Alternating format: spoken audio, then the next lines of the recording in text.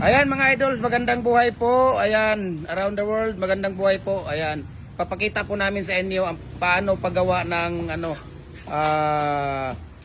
bar bricks with red cement. Ayan, papakita po namin si Kuya sa inyo. Ayan, kunting dakdak, tapos tamper.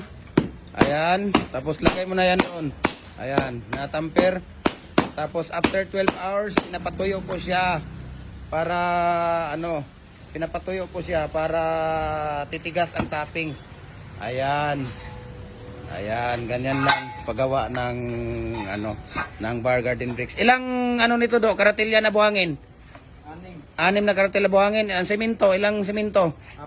4 na semento. Oh. Tapos ilang balde na tubig? 4 din. Ang molasses, isang lata sa isang balde, yung lata ng sardines na maliit. Oo. Ayan, tapos 600 ang ilalabas na bar bricks.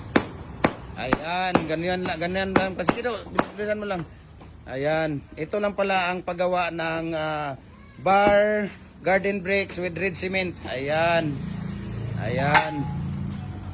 Kumuha si Kuya doon ng red cement, ilalagay niya dito sa frame. Ayan, bilis-bilisan mo Kuya. Tapos kumuha ng diyan yung mixing niya.